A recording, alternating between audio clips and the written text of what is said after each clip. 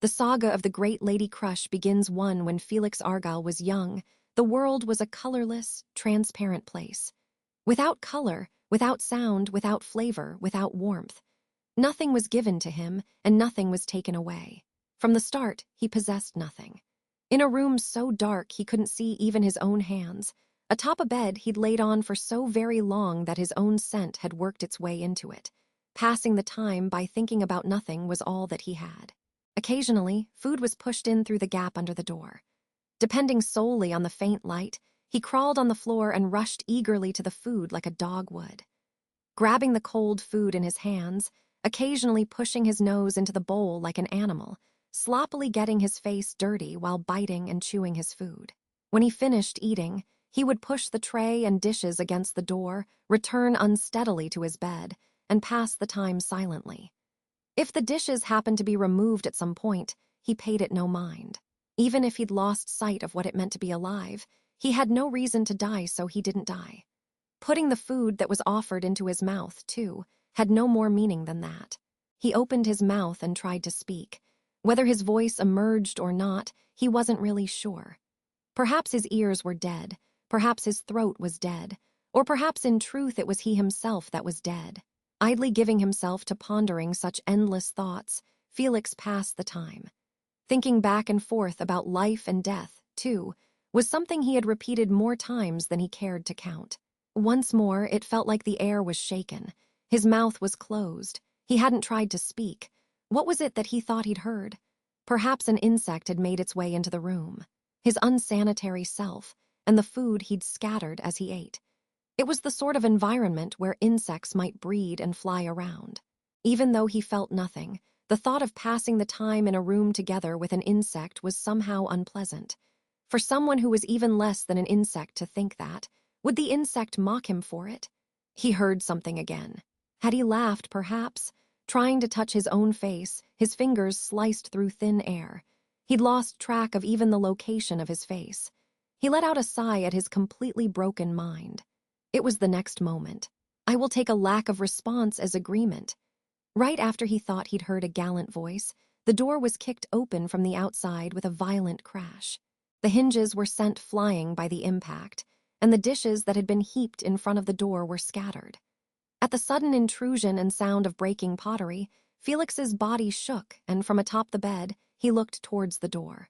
Brilliant light poured through the doorway that had lost its door, and even the agitated dust could be seen floating in the air like something from a fantasy. A small silhouette advanced calmly through that light. Is Felix Argyle, the firstborn of the Argyle family, here? Felix felt that the voice was terribly strained with emotion. After all, if you listened closely, it was the voice of a young child. A high-pitched voice suited to that age was intentionally ornamented with gallantry and firmness, turning it into a voice that would pass through the eardrums and pierce the heart. But it wasn't something that seemed overdone. There was nothing forced in the attitude of the voice's owner. It was simply that the development of the speaker's body couldn't keep up with the speed of her heart. Still lying prone on his bed, Felix stared wordlessly at the intruder.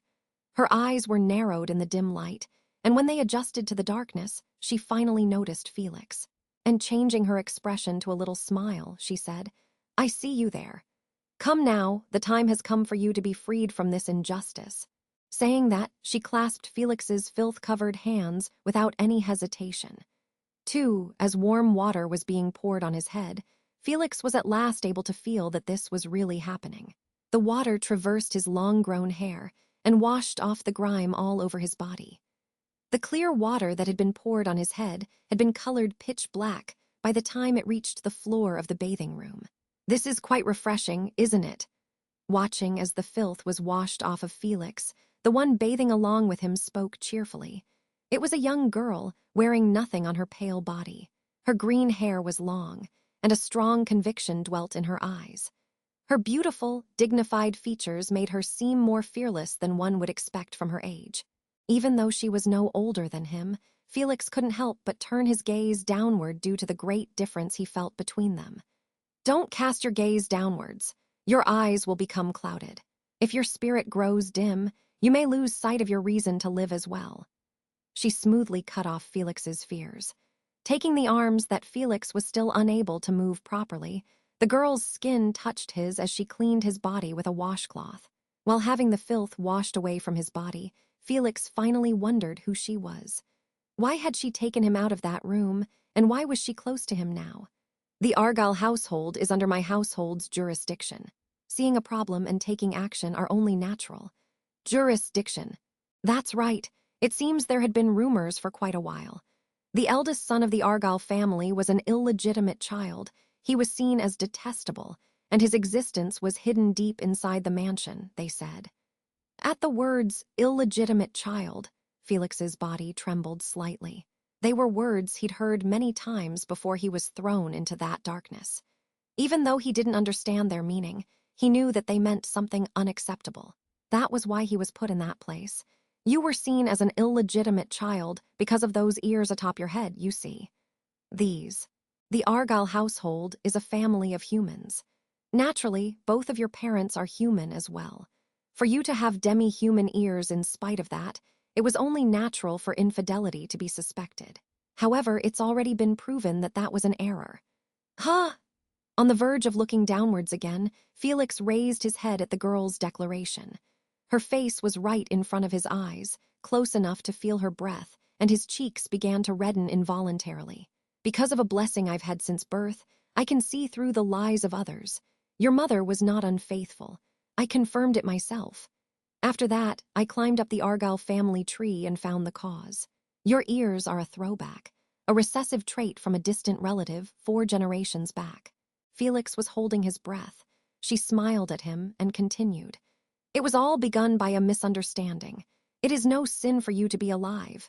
Raise your head, look forward, and live with unclouded eyes. It might be difficult to do it right away, but I will help you as well. So for now, please believe in me. At that time, the smile she ended with looked like the carefree girl's true face. 3, when the bath was over, the new clothing he put on was his first in longer than he could remember. Having the fabric not stick to his skin, and being able to slide his fingers along the cloth, were quite nostalgic as well. The wind blew across his freshly cleaned skin, and the flaxen hair that had grown long was waving in the breeze. Following a servant of the mansion going before him, he pressed forward bit by bit, with a faltering motion, as though remembering how to walk. "Mr. Felix, we have arrived." Saying that, the elderly butler opened a door, and with a burst of wind, a large room came into view. In Argyle Manor's great hall, food was placed out buffet style, and he could see that preparations had been made to welcome back the eldest son who had been freed from the darkness. All eyes were focused on him, and Felix became aware that his heart was beating rapidly. His pulse became more strained, and he started feeling short of breath. He started feeling that he wouldn't be able to stand without leaning on something, and looking around for something to support himself with, Felix placed a hand on a nearby table. "Felix!" Out of the quiet murmuring, that voice found its way into Felix's ears. Without thinking, Felix looked towards it and noticed. It was the voice of a woman looking intently towards him with trembling eyes, a woman with long flaxen hair. Mother's expression was stiff, and she was covering her mouth with a hand. Next to her was a bearded man, and he finally realized that the person holding his mother's shoulder was his father. His parents were standing right there. "Felix, I'm sorry. The parents who had thrown him in a place like that were right there. His mother took a step forward and tried to speak with a sobbing voice, but Felix wasn't listening. His hand wandered about the table that had been supporting it, and the moment it felt something hard and cold, it gripped firmly. A knife. Holding it in a reversed grip, he looked up at his mother as she walked unsteadily towards him. If he stepped forward, it would reach. The moment he was sure of that, Felix's body sprang towards his mother. But after being shut away for so long, his legs faltered, and the strike he'd aimed at his mother's chest cut through the air without even grazing her. She let out a shrill scream, and his father and the others nearby realized the cause of her cry. But there was no longer any way for him to stop. Hate. He hated everything. He hated everything so very much, and he could not stop. "Ah!" He jumped once more towards his mother, who had fallen backwards and was now scrambling away. He wouldn't let her get away this time. He raised the silvery sparkle over his head, and its point shone as it aimed for his mother's chest. "You fool."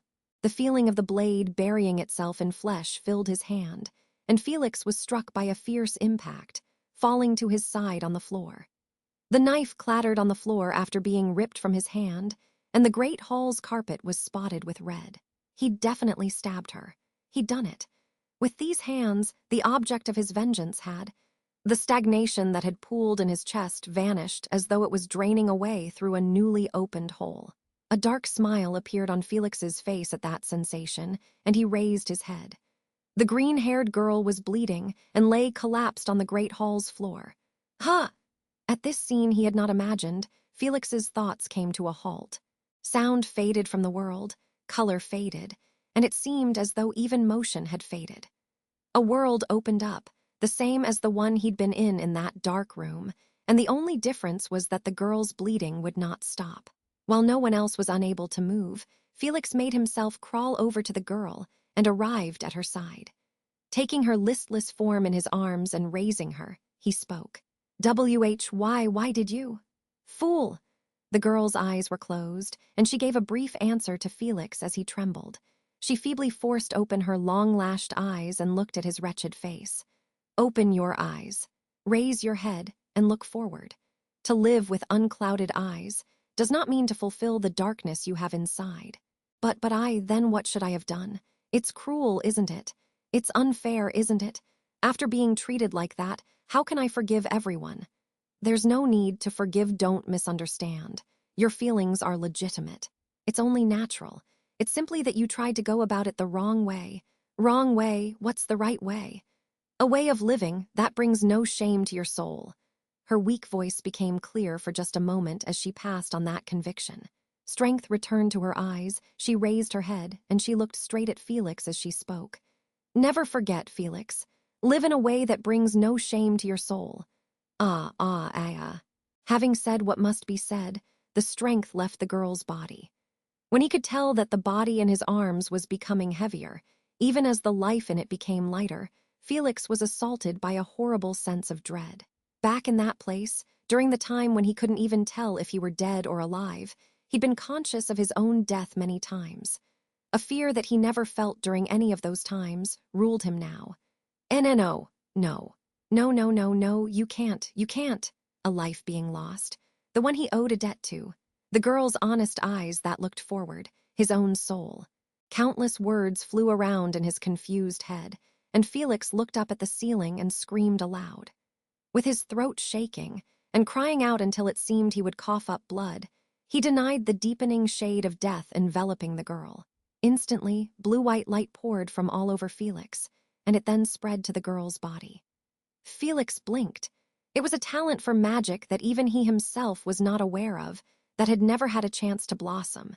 Felix Argyle the Blue, who would become able to utilize healing power sufficient to have his name recorded in the history of the kingdom. It was the light of his first healing. The healing power bestowed vitality on the girl's body, closed her wound, and compensated for her life's mana that had flowed away. Color returned to her pale cheeks, and her halted breathing began again. "It appears I escaped death. It would seem you are telling me to live on." Yes. As the girl opened her eyes, Felix nodded at her and spoke politely. Beyond any doubt, there was only respect in his voice. The girl had used her body as a shield to protect him from his mistake. When he'd been as good as dead, she made him raise his head and taught him how to live. If she wished for him to live in a way that brought no shame to his soul, then, "Please let me stay beside you. I want to use up my life by your side. I know it will be the best place for me to make my soul shine." He could tell that her eyes narrowed once as she listened to the words of one who had stabbed her. The girl sighed at him as he waited fearfully for her answer, unknowingly holding her tighter in his arms. "Crusch Karsten." "Huh? My name is Crusch Karsten. You should learn the name of your master at least." Though her body still would not move on its own, she smiled proudly. When he realized that he would be allowed to stay with her, Felix looked upwards and cried, "Ah!" with a loud voice, with tears dripping and dripping, like a child that had forgotten to cry, like a child that had recalled how to cry, like a newborn babe raises its voice. With Crusch stroking his head with her palm, he continued crying for a long, long time.